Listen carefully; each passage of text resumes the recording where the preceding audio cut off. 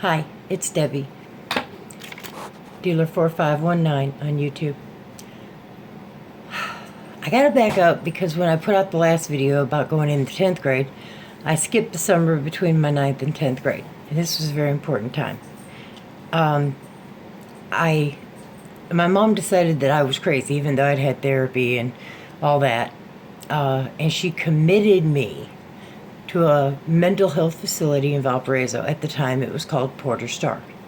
And there were all kinds of people in there, people who might have been crazy, people who were in there for dry outs, like 21 days you had to spend in there, and then they wouldn't put points on your license for drunk driving. There was those people too. There were young people that, had issues, and basically, while I was there, I played a lot of volleyball, because, that's what we did. We played volleyball. I tinkered on the piano some more because there was a piano in there downstairs. We had meetings. We learned mind control, where you control yourself and how you feel and what you feel with the power of your mind. And that's very cool because you can't control things like rage and anger, but you could put yourself to sleep doing these relaxation exercises. You can mentally tell your body what it feels and that it's tired, and you can go to sleep. It's the greatest thing ever. But I learned a lot more than that. That was not just, that was some of what I learned. We went on field trips. We'd all get in vans and they'd take us somewhere. And we just had a good time. We had a good time all the time. We always had a good time. And so that 5 weeks was more like a vacation for me, but because insurance didn't cover it and I was put in there by my mother, she didn't pay the bill because there was nothing wrong with me and I wasn't referred there, so the insurance wasn't covering that. And therefore, they put a $45,000 lien on her house. And I don't feel guilty about that. She always thought I should. I'm like, why? You're the crazy one who sent me there, you goofball. There was obviously nothing wrong with me. I had spent years at this point in therapy, and somebody would have said something by then. But anyway, so I never, I carry zero guilt for that because she, again, was just trying to get rid of me for 5 weeks, and she did at the expense of $45,000. Had she just given me $45,000, I probably could have disappeared for a lot longer than 5 weeks. But anyway, that part's over. I did want to mention, though, that it wasn't that bad because of the people I was there with. Didn't keep in contact with those people, but they're still great people. We each got released, when our dates were up, and my IQ test came back pretty smart. I was actually shocked at the time about how smart I was. But I'm not a Mensa member because I'm not that smart. But they did all kinds of things. On the other hand, one day, now I have red hair. Not right now, but I'm like, truly I have red hair. And there was one day this lady, she was like 6'4", 400 pounds, and she was always locked in a padded room. And then this day she decided that because I had red hair, I was Satan. And I was standing at the desk at the nurse's station, and she attacked me. And, it was ugly. The whole thing was ugly because, once I realized I was being attacked, I couldn't fight, so I had to fight. And I didn't get anything from that because everybody saw her attack me. There was like 25 witnesses to this. So she got put in a straitjacket and taken to another facility.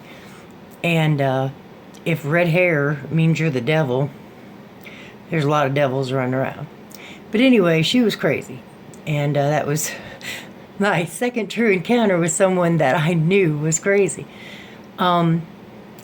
So to get on with this story, after all this is when I went to my home in Lake Station, and I started the 10th grade, and I met some wonderful people and reconnected with some wonderful people. And it was a trying time for me. I had friends, but Carol, my one friend that I met there, that she was like the most wonderful person on earth ever. And I miss her, still miss her. But I'm in Facebook contact with a lot of my old friends from that time period. It was tough. Somewhere in the 10th grade, I don't know when, my mom would go out. Of course, she went out all the time, but she'd go out on weekends. And one day, it was like 8 o'clock at night, and the phone rang, and of course I answered it. We didn't have caller. Well, this was so long ago. Yes, there was no caller ID, but I answered it, and she said, "Are you dressed?" Of course I'm dressed. And she said, "Do you have your makeup on, your hair done?" Well, probably. It was the 80s, and I didn't ever leave the house without all that. And I said, "Well, why?"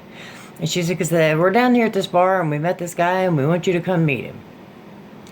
What? All right. I am, I don't know, somewhere 15 and a half, a little over that. And I'm not sure that I should be meeting men in a bar. And I don't know how I got there, because I didn't drive then. And, she'd come get me or send somebody to get me. Anyway, I'd go back and we'd just sit and talk. And of course, these guys were all over 21 because, well, they were in a bar. And she had pretty good taste in what I thought was a good-looking man. But that's irrelevant. Women, decent mothers, do not bring their daughters to bars to meet men, or especially 15-year-old daughters. Nor do they.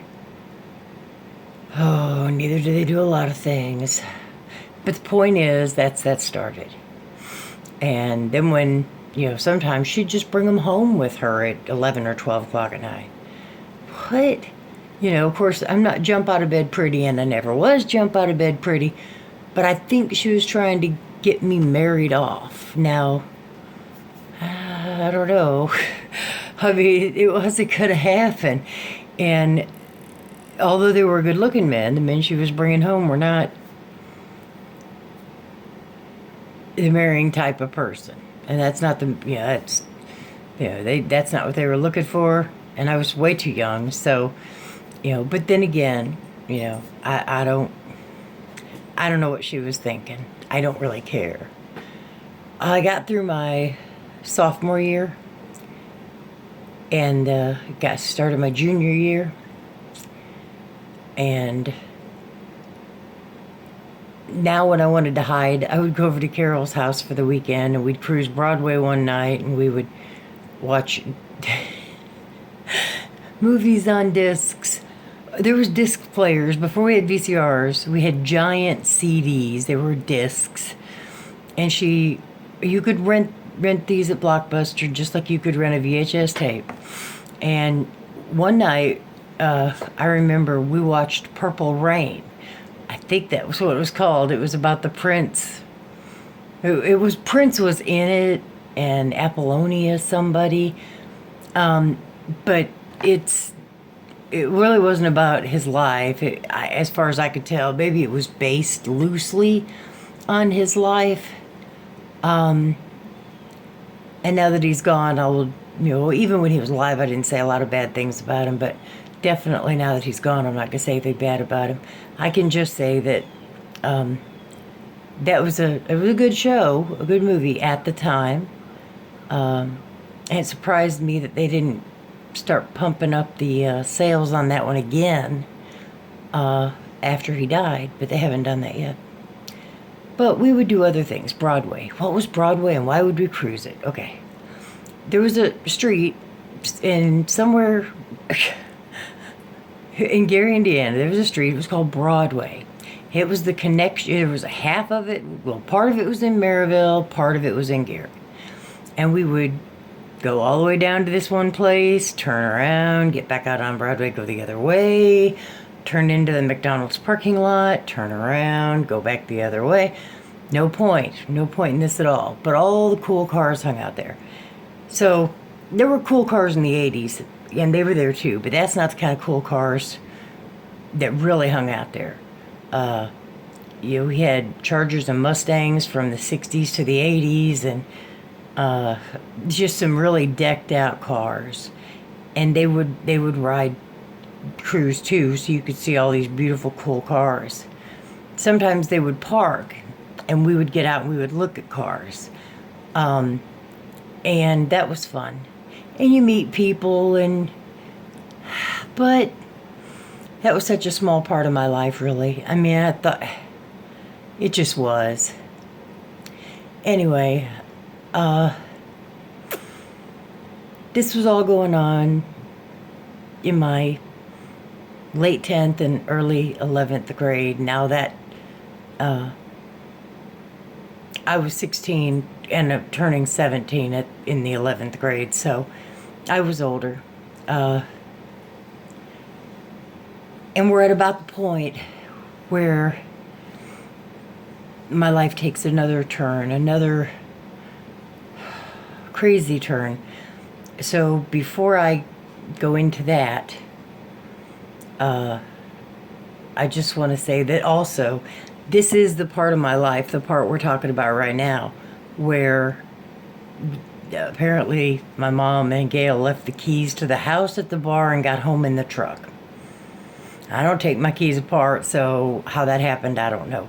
I think they were too drunk to realize they had the key, but I wouldn't let them in.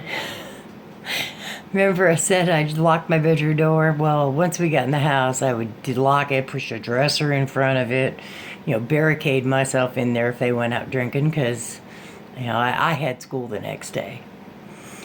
And so I didn't let them in, and they were banging on that, and then they got a stick and tried banging on my window, which was like 6 feet from the back door. Nope, not gonna answer it. And it was a crazy thing, but here's my problem. I wasn't going to answer it because if I got up, they could come in and start screaming. I wasn't going to get beaten again. But by this time, I was big enough and strong enough to start beating back. And I didn't want to go to jail for that. So pretty much the idea was just stay in bed. And the next day, Mom goes, if you weren't so high, you'd have heard us at the door. Oh, I heard you at the door. I never told her that. I never did because, it's terrible. But yes, she broke out panels in the door, starting with the bottom panel. Pretty much, she ended up ripping the door almost off the hinges to get in the house, because it was dead bolted and locked and chained, and it was pretty secure. Well, no, I didn't have the chain on because they couldn't have gotten in, but it was definitely door handle locked and dead bolted. And I don't know if she ever figured out. I was a sound sleeper. But I don't know if she ever figured out that I just didn't want to let him in. I'm sorry. I'm terrible, I know. But I had put up with too much in my 1981 to 1984 life. I was not going to start letting drunks in and then trying to get back to my room and barricade myself in. Nah. Anyway, I hope y'all have a wonderful day. And I'll put out another video soon. Bye.